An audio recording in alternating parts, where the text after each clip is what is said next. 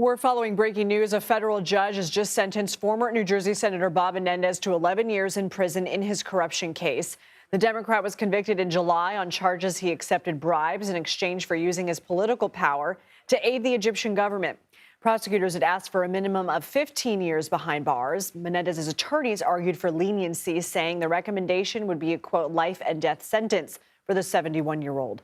I want to bring in CBS News political reporter Katrina Kaufman. She's also an attorney, and she joins us from outside the courthouse in Lower Manhattan.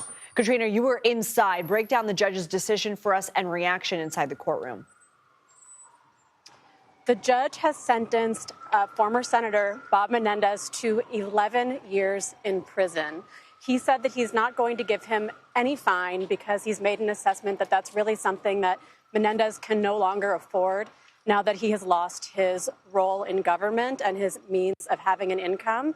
He also is having him forfeit any of the things that were found in his home, the money, the car, all of those. So those assets will go to the U.S. government. Menendez really just stood there very silently as all of this happened, looking at the judge.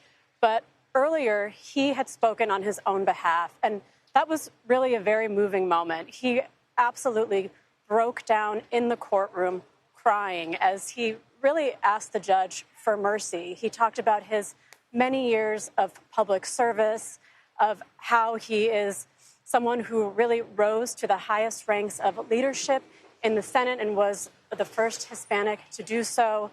He told stories of people whose lives he saved using his influence for good to help, for example, someone get a visa so that they could donate a kidney to their daughter. And it was really just very emotional while he was speaking in that courtroom. Katrina, I'm assuming we can expect an appeal. What can you tell us about that? And has the judge said when Menendez is supposed to show up for prison?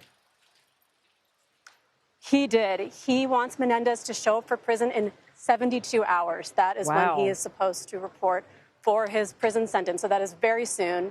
In terms of the appeal, Menendez has made it clear he plans to appeal. And there are a couple of grounds that I think we're very likely to see.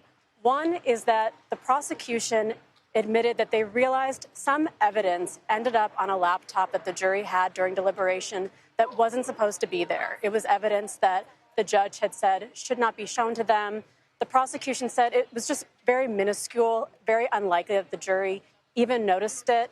Menendez asked for a retrial on that basis, which the judge denied, but we should absolutely see this on appeal.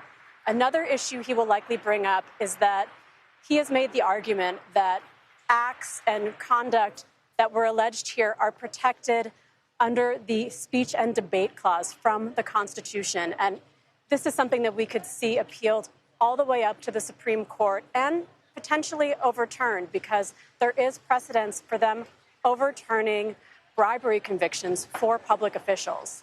Would he still have to be incarcerated while those appeals are working their way? You know, that's a really good question. I think that they could move to try to stay the sentence, but as of now, he has been ordered to report to prison in those 72 hours. What can you tell us about his wife and co-defendants who are also implicated in this case? So Nadine Menendez was supposed to be a part of this trial, but they delayed her trial because she was undergoing treatment for breast cancer. And that was actually something Menendez brought up in court today, that he really wanted to be able to be home, to be with his wife while she is recovering from this treatment. She is going to be having her own trial and is viewed as someone who was a go-between between Menendez and these co-defendants in these bribery and corruption schemes. Katrina Kaufman, thank you. Thank you.